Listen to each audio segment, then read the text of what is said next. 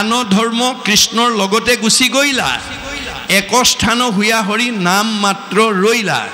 এতেকেহে নামতো সমস্ত পুণ্য পায় জানিয়া যতনে ফুৰা হৰি গুণ গায়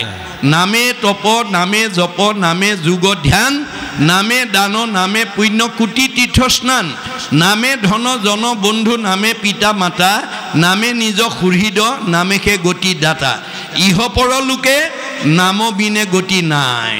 চাৰিও বেদৰ ইহে মুখ্য অভিপ্ৰায় চাৰিখন বেদ ব্ৰহ্মাই আনি তিনিবাৰ প্ৰমাণ কৰি আমাক সিদ্ধান্ত দিছে চাৰিও বেদক ব্ৰহ্মাই আনি বিচাৰিলা তিনি বাৰ প্ৰমাণী এহি মানে মাত্ৰ কৰিলা সাৰ হৰি কীৰ্তনেহে তৰে সংসাৰ এতিয়া কলি যুগৰ মানুহে ভগৱন্তৰ নাম ললেহে তৰিব পাৰিব আনকিটা যুগত তপ জপ যজ্ঞ কৰি যিটো ফল পাইছে যত ফলং সৰ্বতীৰ্থেষু সৰ্বযজ্ঞেষু কীৰ্তিতম তৎ ফলম কৌটি গুণম পুণ্যম ৰাম নাম এব লভ্যতে আগৰ কিটা যুগত তপ জপ যজ্ঞ কৰি যিটো ফল পাইছিল ধ্যানে যজ্ঞে পূজাৰ কহিছে যেন ফল হৰিৰ কীৰ্তনে তাকো সাধয় সকল কলি যুগত মাত্ৰ ঈশ্বৰ নাম ললেহে তৰিব পাৰিব এই কথাটো নাজানি আপুনি মইতো দূৰৰ কথা ভগৱান মানে ২৮,০০০ ঋষি বেদজ্ঞ শাস্ত্ৰজ্ঞ টিকালজ্ঞ মানে ধ্যানত ভগৱানক সাক্ষাৎ কৰিব পৰা যোগ্য ব্যক্তি হিচাপে ২৮,০০০ ঋষিয়ে কৃষ্ণ বৈকুণ্ঠপ্ৰায়ণ হোৱাৰ পিছত পৃথিৱীলৈ কলি আহিল বুলি ভাবি যজ্ঞ আৰম্ভ কৰিলে ২৮ সহস্ৰ ঋষি বেদত প্ৰধান বিষ্ণুৰ নৈমেষ ক্ষেত্ৰ মহাপুণ্য স্থান মান্য কৰি সুতক পাতিলা সত্ৰ তথা শৌনক প্ৰমুখ্যে শুনে ভাগৱত কথা যে তেওঁলোকে হাজাৰ হাজাৰ বছৰ যজ্ঞ কৰি যজ্ঞৰ ধোঁৱাৰে ধোঁৱাবৰণীয়া হৈ ফল নাপালে নাপায় অৱশেষত সেই সময়লৈকে পদহেলিত অৱহেলিত নিষ্পেষিত নিজ জাতি বুলি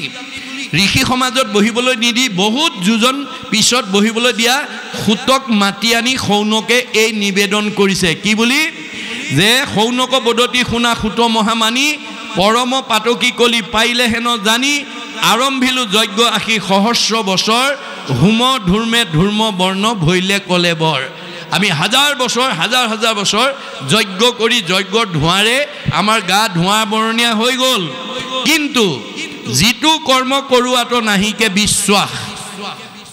আপোনাৰ আয়ুক কৰিলো ব্যৰ্থে নাশ আমাৰ আয়ুষে নষ্ট হ'ল কিন্তু ফল একো নাপালো সম্প্ৰতি তুমি কি চিন্তি উপমহাহিত কৰায়ুক পান কৃষ্ণ চৰিত্ৰ অমৃত এতিয়া কৃষ্ণ বৈকুণ্ঠলৈ যোৱাৰ লগে লগে পৃথিৱীলৈ কলি নামি আহিল এই কলিকিত পাপৰ পৰা উদ্ধাৰ হ'বলৈ হ'লে ভগৱন্তৰ নাম বিনে আৰু গত্যন্তৰ নাই এয়া আপুনি মই কোৱাৰ কথা নহয় ২৮,০০০ বেদজ্ঞ শাস্ত্ৰজ্ঞ টিকালজ্ঞ ধ্যানত ভগৱানক সাক্ষাৎ কৰিব পৰা যোগ্য ব্যক্তিসকলেও কলিত যজ্ঞ কৰি বিফল হৈ গ'ল আপুনি মই সফল হ'ম নেকি বাৰু এই কথা মাত্ৰ উপলব্ধি কৰিব লাগিব কাকো আমাৰ নিন্দা কৰিবলৈ গুৰুজনে মানা কৰিছে পৰৰ ধৰ্মক নিহিংসিবা কদাচিত কৰিবা ভূত কদায়া সকলো নচিত হৈব শান্ত চিত্ত সৰ্বধৰ্মত বৎসল এহি ভাগৱত ধৰ্ম জানা মহাবল ভাগৱতে কি কৈছে কাকো নিন্দা নকৰিবা কোনে কি কৰিছে তোমাৰ হেতু লুক আউট নহয় তাৰ ফলাফলটো ভগৱানে দিব তুমি মাত্ৰ চকুৰ আগত দেখি যোৱা ভুলটো আঙুলিয়াই দিবা কিয় তোমাৰ আৰু মোৰ মাজত কোনো পাৰ্থক্য নাই আত্মাৰ দিশত আপোনাৰ আৰু মোৰ মাজত পাৰ্থক্য নাই দেহৰ দিশতহে আছে গতিকে দেহ বিনাশী বিনাশী ধৰ্ম এৰি অবিনাশী আত্মাৰ ধৰ্মৰ দ্বাৰা আমি নিজক ৰাখিব লাগিব আৰু বাচিব লাগিব গতিকে সঁচা কথাটো কৈ যাবা মানিলে তৰিব নামানিলে মৰিব কিন্তু তুমি ঈশ্বৰৰ প্ৰিয় হৈ থাকিবা কিন্তু মোৰ চকুৰ আগত কোনোবাই ভুল কৰিছে মোৰ কোনো বংশ পৰিয়াল নহয় মোৰ কোনো সমাজৰ মানুহ নহয় এই বুলি যদি আপুনি কোনোবাই ভুল কৰা দেখিও যদি নোকোৱাকৈ গুচি যায় তেতিয়াহ'লে তাৰ মানে অংশীদাৰ আপুনি হ'ব লাগিব আৰু আপোনাৰ সঞ্চিত পুণ্য নষ্ট হ'ব তাকো সম্ভাষণ যিজনে কৰে আজন্মৰ পুণ্য তেখনে হৰে আপোনাৰ সঞ্চিত পুণ্যও নষ্ট হ'ব গতিকে আপুনি সদায় সঁচা কথাটো কৈ যাব আপুনি মইতো দূৰৰ কথা অৰ্জুনেও প্ৰতিবাদ কৰিছে ভগৱানৰ ওচৰত প্ৰভু তুমি সব নামতে হৈ যায় বুলি কৈছা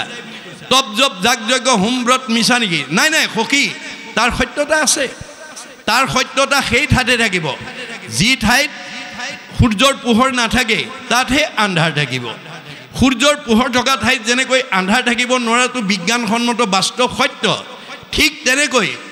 মোৰ সূৰ্যস্বৰূপ নাম য'ত নাথাকে, জৈত নাই মোৰ নাম সূৰ্যৰ উদয়, তৈ দেখে প্ৰকাশে তপ জপ যজ্ঞ ছয়।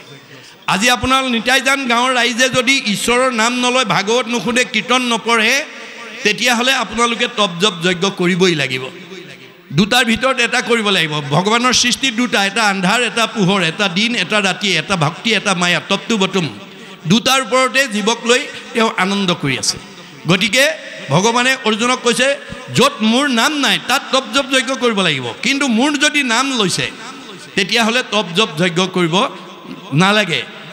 তথাপি প্ৰত্যয় যদি নাহিকে তোমাৰ কৰোঁতে বে শুনা হেৰা সত্য অংগীকাৰ, তথাপি মোৰ কথাত যদি তুমি বিশ্বাস নকৰা, মই শপত খাই কওঁ শুনা,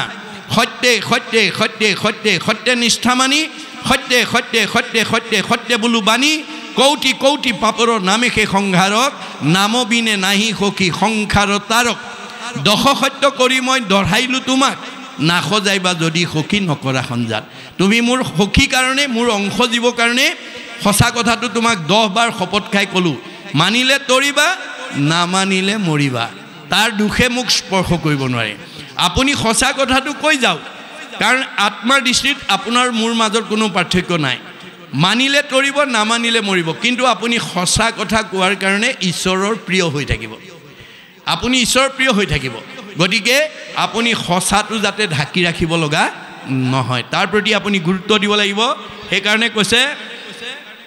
মান্য কৰি সুতক পাতিলা সত্ৰ তথা, শৌনক প্ৰমুখ্যে শুনে ভাগৱত কথা।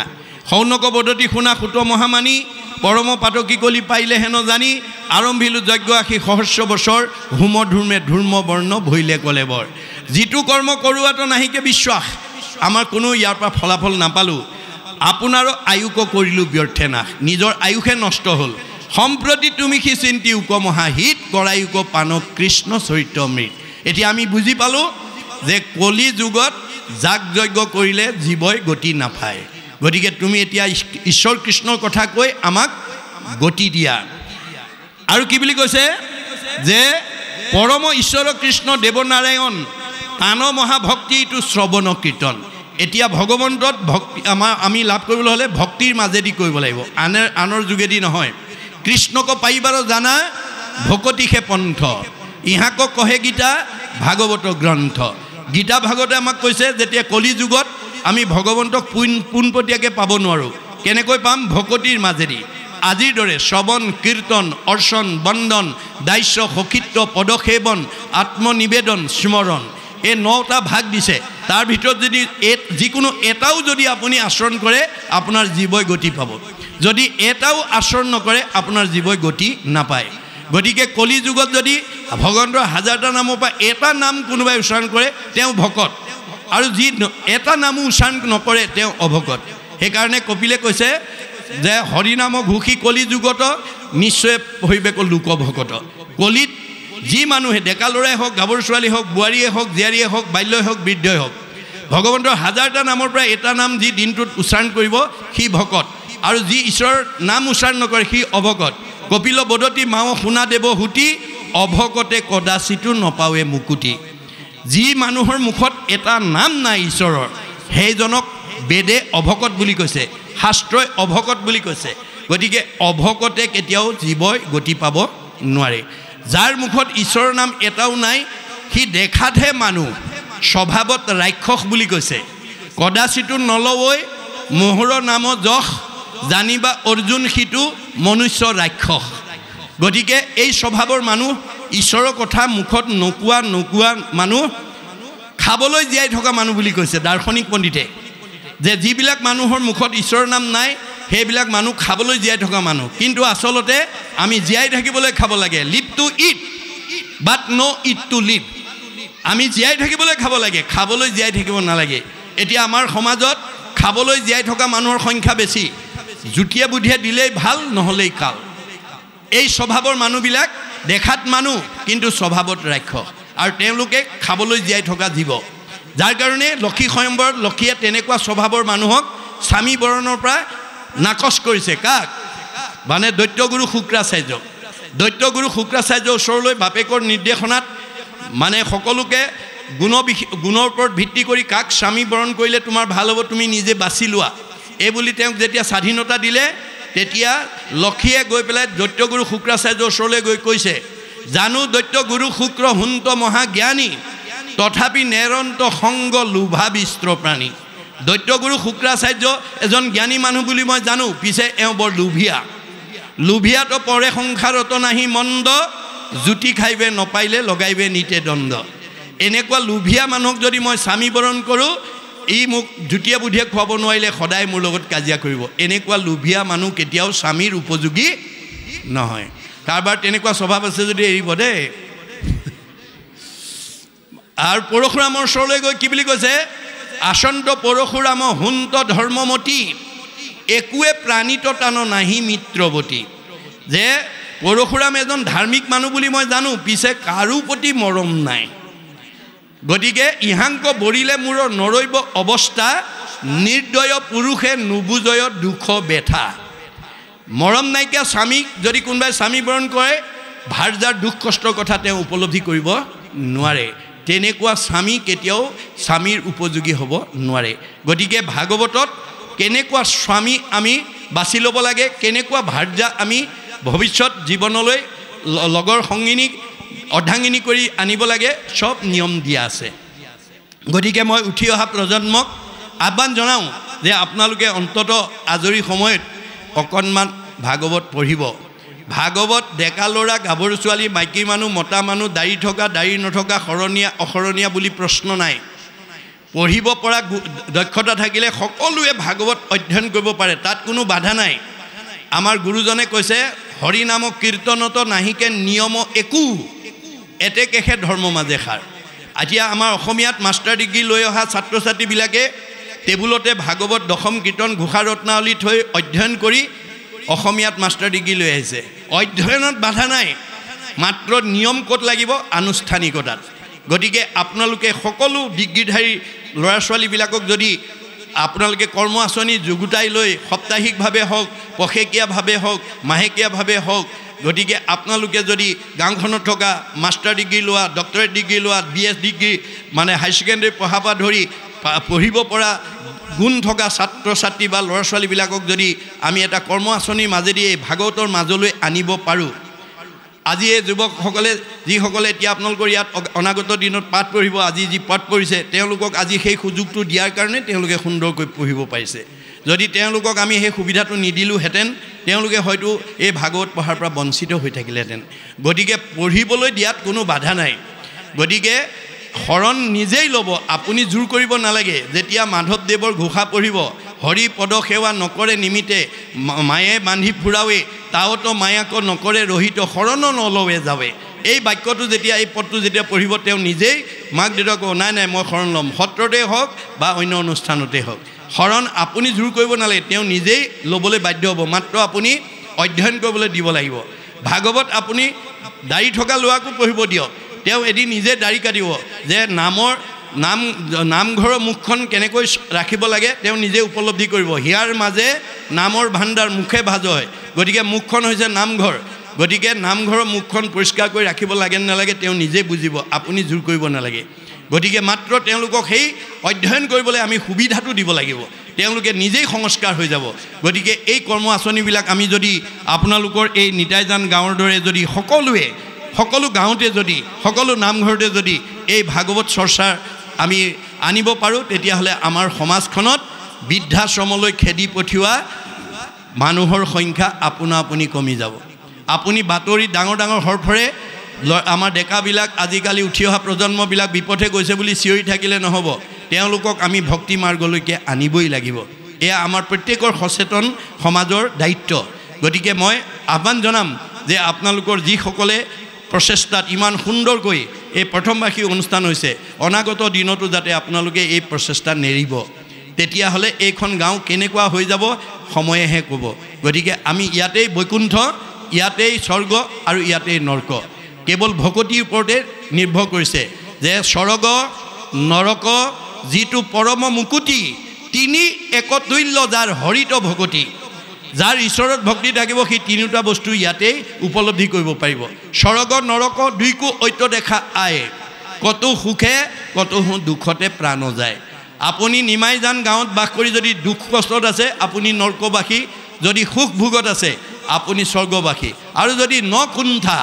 কোনো কুণ্ঠা নোহোৱাকৈ যদি বসবাস কৰিছে আপুনি বৈকুণ্ঠবাসী এয়া ভাগৱতৰ মত গতিকে আমি ইয়াতেই বৈকুণ্ঠ ইয়াতেই স্বৰ্গ ইয়াতেই নৰক আছে মাত্ৰ আমি শাস্ত্ৰ অনুবৰ্তী নোহোৱা পৰ্যন্ত আমি কেতিয়াও নিজকে বৈকুণ্ঠৰ পাৰিষদ বা নিজকে এজন বৈকুণ্ঠৰ লোক হিচাপে গঢ়ি তুলিব নোৱাৰিম সেইকাৰণে আমাৰ শাস্ত্ৰত কৈছে শাস্ত্ৰ অনুবৰ্তী শত্ৰু নহি উত্তপন যি মানুহে শাস্ত্ৰ পঢ়ে শুনে আৰু বুজে তাৰ কেতিয়াও শত্ৰু থাকিব নোৱাৰে বাহ্যিকত শত্ৰু থাকিব নোৱাৰে কিয় তেওঁ ব্যৱহাৰ কৰিব জানে তেওঁ ব্যৱহাৰটো কেনেকুৱা সমানত মৈত্ৰী উত্তমত সতকাৰ দৰিদ্ৰত দয়া কৰিবেক বাৰম্বাৰ আমাৰ স্বভাৱটো কেনেকুৱা হ'ব লাগে আমাতকৈ কোনোবা বয়সতো জ্যেষ্ঠ হ'ব পাৰে জ্ঞানতো জ্যেষ্ঠ হ'ব পাৰে গতিকে জ্যেষ্ঠজন জ্ঞানীভাৱে জ্ঞানৰ ফালৰ পৰাই হওক বয়সৰ ফালৰ পৰাই হওক জ্ঞানীজনক বা জ্যেষ্ঠজনক আমি সন্মান কৰিবলৈ আমি জানিব লাগে আৰু সমানজনক বন্ধু ব্যৱহাৰ কৰিব লাগে আৰু আমাতকৈ হীন বা নিচজনক মৰমৰ চকুৰে চাব লাগে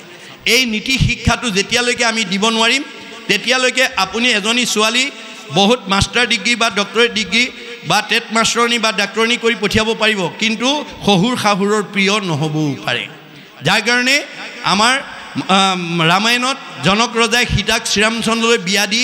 বিদায়ৰ সময়ত সেই নৈতিক জ্ঞান দি পঠিয়াইছে কি বুলি হে ৰাসীতা তুমি মোৰ জুনিজাত সন্তান নোহোৱা তোমাক মই যজ্ঞভূমিত লাভ কৰিছোঁ যদিও যজ্ঞভূমিত লাভ কৰিছোঁ তুমি পিতৃ মাতৃ অতি মৰমৰ অতি স্নেহৰ অতি আদৰৰ অজুনিকা তোমাকো লভিলোঁ যজ্ঞভূমি পিতৃৰ মাতৃৰ প্ৰিয়তম জীও তুমি পিতৃ মাতৃ এজনী মৰমৰ ছোৱালী ত্ৰিভুৱন নিৰূপমা তুমি মহাসতী পৰম দুৰ্লভ আতি লভিলা সুপতি তুমি এজনী ধুনীয়া ছোৱালী আৰু তুমি এজন ধুনীয়া স্বামীৰ সান্নিধ্য পালা আই সীতা স্বামীৰ সান্নিধ্য পালেই নহ'ব তোমাৰ দায়িত্ব আৰু কৰ্তব্য আছে কি সতী স্ত্ৰী সকলৰ স্বামী হে ভূষণ কদাচিতো নলংঘিবা স্বামীৰ বচন তুমি এজনী সতী তিৰোতা হিচাপে তোমাৰ প্ৰথম অলংকাৰ স্বামী ভক্তি তুমি স্বামীৰ বাক্য কেতিয়াও উলংঘা নকৰিবা স্বামীক নুসুধাকৈ কলৈকো নাযাবা আৰু স্বামীৰ মনত আঘাত পোৱাকৈ বাক্য নিক্ষেপ নকৰিবা অকল স্বামী সেৱাতে আবদ্ধ নাথাকিবা একচিতে সেৱা কৰি বাহা সৰ্বক্ষণে কৰিবা শুশ্ৰূষা শাহুৰৰ চৰণে তুমি স্বামীৰ উপৰিও শহুৰ শাহুৰকো যথোচিতভাৱে মৰম চেনেহ শ্ৰদ্ধা ভক্তি কৰিবা অকল তাতেই সীমাবদ্ধ নাৰাখিবা নকৰিবা অৱহেলা দেউৰ সবক কৰিবাহা দয়া আতি সমস্তজনক দেউৰকে প্ৰমুখ্য কৰি ননন্দী জেঠাল বৰ্জনা যিমান ঘৰখনত আছে সকলোকে যথোচিতভাৱে দয়া মৰম স্নেহ কৰিবা তেতিয়া তোমাৰ সেই ঘৰৰ পৰিয়ালে কি ক'ব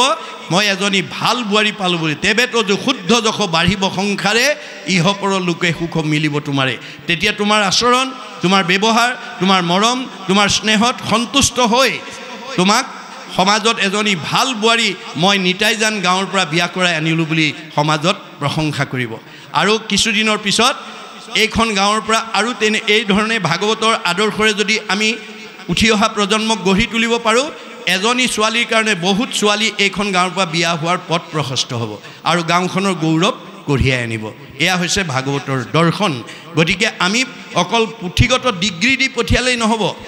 আধ্যাত্মিক আৰু নৈতিক শিক্ষা যেতিয়ালৈকে নিদিম তেতিয়ালৈকে তেওঁৰ ডিগ্ৰীয়ে প্ৰকৃত মানুহ হিচাপে পৰিচয় দিব নোৱাৰিব আপোনাৰ বহুত উচ্চ ডিগ্ৰী বোৱাৰী হৈ পেলাই যদি শহুৰ শাহুৰ আগৰ LP স্কুল ME স্কুললৈ পঢ়া বুলি যদি অৱজ্ঞা কৰে অনীহা কৰে তেওঁ কেতিয়াও ডিগ্ৰীধাৰী বোৱাৰী হ'লেও তেওঁ কেতিয়াও মানে শহুৰ শাহুৰৰ প্ৰিয় হ'ব নোৱাৰিব গতিকে সেইকাৰণে আমি মহিলাসকলক এটা নীতি শিক্ষাৰ মাজেদি আধ্যাত্মিক শিক্ষাৰ মাজেদি ভাগৱতৰ দৰ্শনৰ মাজেদি আমি যাতে মহিলাসকলক যাতে আগবঢ়াই নিব পাৰোঁ ছোৱালীবিলাকক যাতে আগবঢ়াই নিব পাৰোঁ কাৰণ আমাৰ জৱাহৰলাল নেহৰুৱে এটা মন্তব্য কৰিছে if you educate a boy you educate individual only if you educate a girl you educate the entire family আমি যদি এটা ল'ৰাক শিক্ষা দিওঁ ব্যক্তিগত শিক্ষা দিয়া হ'ব কিন্তু এজনী ছোৱালীক যদি শিক্ষা দি পঠিয়াওঁ গোটেই ঘৰখনৰ কাৰণে উপকাৰ হ'ব গতিকে মহিলাসকলৰ ওপৰতে আমাৰ ঘৰখন পৰিয়াল সমাজখনৰ উন্নয়ন নিৰ্ভৰ কৰিছে ঋকবেদে কৈছে ন গৃহম ইতি আহু গৃহিণী গৃহম উচ্চতে তৈ আহি সহিতা সৰ্বান পুৰুষায়ম সমষ্ণুতে যিখন ঘৰৰ মহিলাসকলে পুৱা গধূলি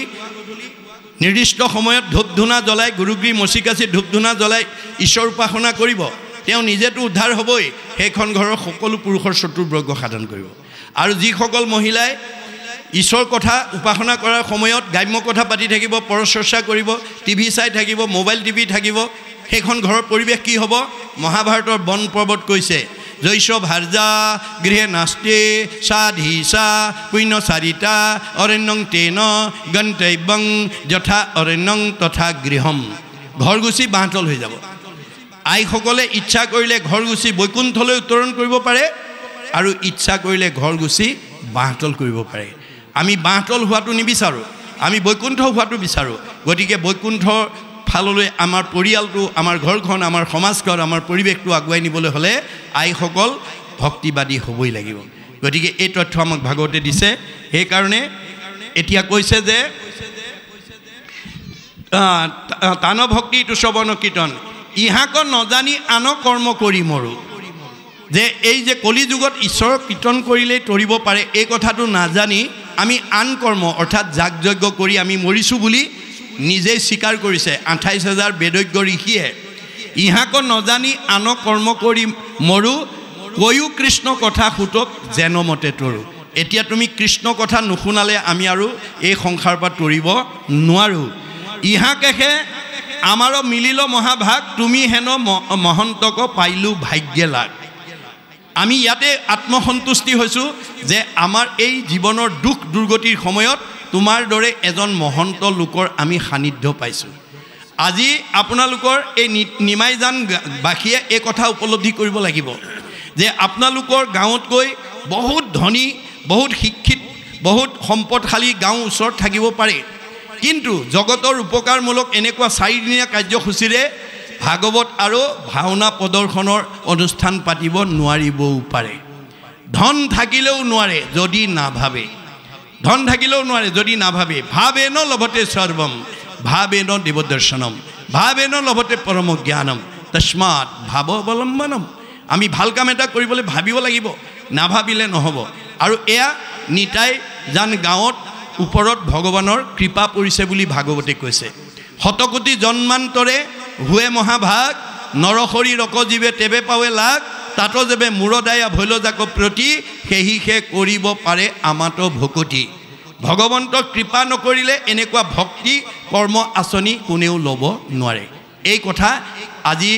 ২৮,০০০ ঋষিৰ দৰে নিতাই জান গাঁৱৰ সকলো বাপ আয়ে উপলব্ধি কৰিব লাগিব যে আমাৰ ওপৰত কৃপা পৰিছে কাৰণেহে আজি আমাৰ আৰ্জিত অৰ্থ এটা এই পবিত্ৰ কামত লগাবলৈ সক্ষম হৈছোঁ কাৰণ শুনা ধনঞ্জয় ধন নহ'লে কাৰ্য নিষিজয় হে অৰ্জুন তোমাক মই ধনটো সৎ কাম কৰিবৰ কাৰণে আৰু জীৱনৰ নিৰাপত্তাৰ কাৰণে দিছোঁ মই দিয়া ধন থাকি যদি তুমি উগ্ৰপন্থীৰ বলি হ'ব লগা হয় মই দিয়া ধন থাকি যদি চুৰ ডকাইতৰ বলি হ'ব লগা হয় তেতিয়াহ'লে ধনৰ মূল্য ক'ত গতিকে ধন কেনেকৈ উপাৰ্জন কৰিব লাগে আৰু ধন কেনেকৈ প্ৰয়োগ কৰিব লাগে মই ভাগৱতত লিখি থৈ আহিছোঁ ন্যায় উপাৰ্জিত বিত্ত শুদ্ধ আতিশয় সেই বিত্তে ভগৱন্তক পুজিবে লাগে সৎভাৱে উপাৰ্জন কৰা অৰ্থৰে আমি ভগৱন্তক সেৱা পূজা কৰিব লাগে অৰ্থ আৰ্জি বাৰ কিঞ্চিত একো নাহি ফল যদি নভ জয় হৰি চৰণ কমল আজিৰ দৰে ঈশ্বৰ সেৱামূলক কৰ্মত যদি আমাৰ আৰ্জিত অৰ্থ যদি প্ৰয়োগ কৰিব নোৱাৰোঁ সেই ধনৰ কোনো মূল্য নাই কিয় দুখ কৰি ধন ধান আৰ্জা যত মানে কৃষ্ণে এৰে যদি তাকো খাইবে আনে আপুনি বহুত ব্যৱসায় বাণিজ্য চাকৰি কৰি ধন উপাৰ্জন কৰি বেংকত আপুনি ফিক্সড ডিপজিট কৰি থ'ব পাৰিব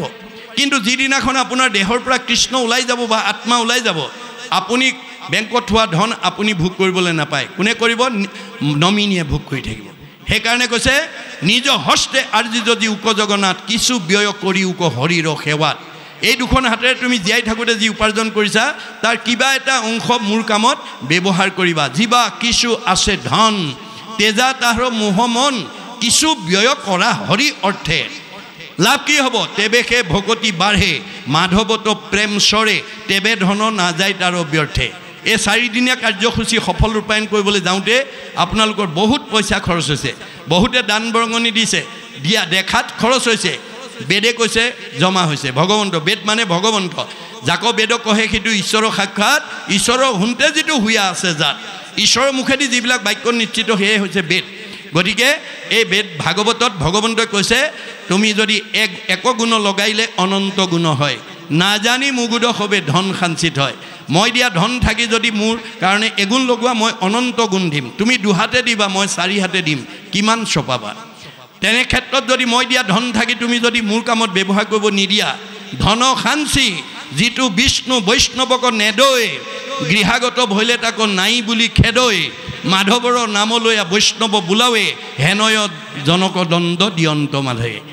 ধন থাকিও কোনোবাই বিচাৰি গ'লে ভাল কামৰ কাৰণে যদি নাই বুলি পঠাই দিয়ে আদৰণি সমিতিৰ সদস্যসকলে গম পাব কোনে কোনে ঘূৰাই পঠিয়াইছে হ্যাঁ নাই কোনোবাই যদি ঘূৰাই পঠিয়াইছে সি বৈষ্ণৱে হওক বা অবৈষ্ণৱে হওক মই তেওঁক দণ্ড দিম বুলি ভগৱন্তে কৈছে কেনেকৈ দিম নহি চুৰে নেই নহি অগ্নিয়ে দহয় নহি দণ্ড বন্ধ হুয়াত ৰাজাই লয় তাৰ ধনটো হয় চুৰ ডকাইত উগ্ৰপন্থীৰ দ্বাৰা লৈ যাম নহয় জুয়ে পুৰিব নহয় আকস্মিক দুৰ্ঘটনা বেমাৰ আজাৰ হৈ ডাক্তৰে খাব আৰু নহয় কেছ মামলা লাগি পুলিচে খাব কাজিয়া পেচাল লাগি কেছ মামলা লাগি পুলিচে খাব সিমানতো মই ৰেহাই নিদিওঁ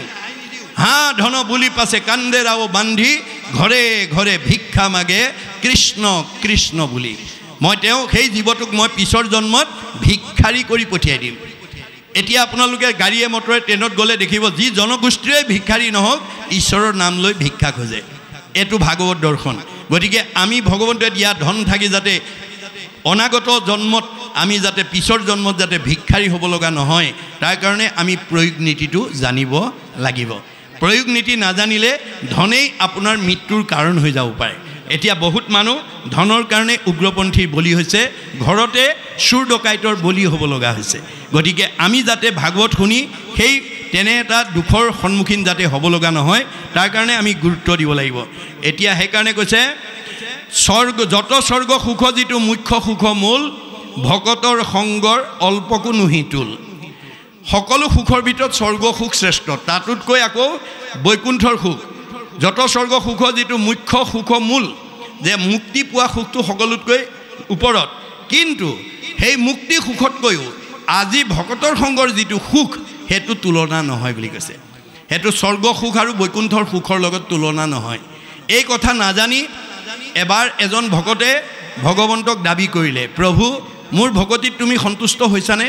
ভগৱন্তে ভাবিলে ইয়াৰ গণ্ডগোল লাগিল হয় হয় তোমাৰ ভকতিত মই সন্তুষ্ট হৈছোঁ যদি সন্তুষ্ট হৈছা মোক তেনেহ'লে মুক্তি দিয়া নাই কিয় তোমাক মুক্তি লাগে নেকি যদি মোৰ ভক্তি শুদ্ধ হৈছে মোক মুক্তি দিব লাগে ভকতি কৰিলে জীৱই মুক্তি পায় হ'ব হ'ব তোমাৰ মনৰ কামনা পূৰণ হ'ব মই কালিলৈ ৰথ পঠিয়াই দিম তুমি ৰথত উঠি মুক্তি লৈ মোৰ তালৈ গুচি যাবা পিছদিনাখন ৰথ পঠিয়াই দিলে সেই ভকতজনক লৈ পেলাই মানে বৈকুণ্ঠত নি পেলাই মুক্তি 5 প্ৰকাৰত ভাগ কৰি দেখুৱাইছে শালুক্য সামীপ্য সাৰূপ্য সাজুৰ্য লীন বা নিৰ্বাণ মুক্তিৰ 5টা ভাগ আছে শালুক্য মানে স্বলোক বৈকুণ্ঠত নি বহুৱাই থৈছে বহি আছে এদিন দুদিন 3 দিন 4 দিন পাৰ হৈ গৈছে ভকতজনে ভাবিছিলে কি মই এনেকৈ আজি নিতাই যান কালিলে মানে শিৱসাগৰ পৰহিলে যোৰহাটলৈ গৈ ভকতৰ মাজত ভাগৱত শুনি থকাতকৈ মই যদি একেকোবে গৈ যদি বৈকুণ্ঠত থাকিবগৈ পাৰোঁ ভগৱন্তৰ লগত মই সদায় আলাপ কৰি থাকিব পাৰিম এই মনোভাৱেৰে তেওঁ সেই মুক্তিৰ কথাটো কামনা কৰিছিল যেতিয়া 4 দিন মানে তেওঁ মুখৰ আগেদিয়ে প্ৰভু অহা যোৱা কৰি আছে তেওঁ ভালে নাচায়ো একো নুসুধে পিছদিনা ভাবিলে মই কালিলৈ ধৰিব লাগিব পিছদিনা ভগৱন্ত ওলাই আহোঁতে বৈকুণ্ঠৰ পৰা দৌৰ মাৰি গৈ আগচি ধৰি কৈছে ৰ'ব বোলে কি হ'ল বোলে 4 দিন হ'ল এদিন দুদিন নহয় 4 দিন হ'ল মই তোমাৰ ইয়াত থকা তুমিতো আজিলৈকে মোৰ খবৰ এটা লোৱা নাই মই কি হৈছোঁ একো এটা সোধা নাই বোলে সেইটোতো মই নাৰদক আগতেই মই কৈ থোৱা আছে নাৰদক বিষ্ণু আচন্ত কৈ বৈকুণ্ঠত মই নাথাকোঁ ৰৈ যোগীৰো হৃদয় এৰি সমুদায় থাকোঁ ভকতৰ কীৰ্তন চাই মোক বৈকুণ্ঠত বিচাৰি নাপাবা মই যোগীৰ হৃদয়ত নাথাকোঁ মোৰ ভকতে য'ত মোৰ গুণনাম লয় মই তাতেই থাকোঁ নহং তিষ্ঠামি বৈকুণ্ঠে যোগীনাং হৃদয়ে নচ মদ ভক্তা যত্ৰ গায়ন্তী তত্ৰ তিষ্ঠামি নাৰদ প্ৰভু তেনেহ'লে মোক আকৌ ভকতৰ সংগলৈকে পঠিয়াই দিয়ক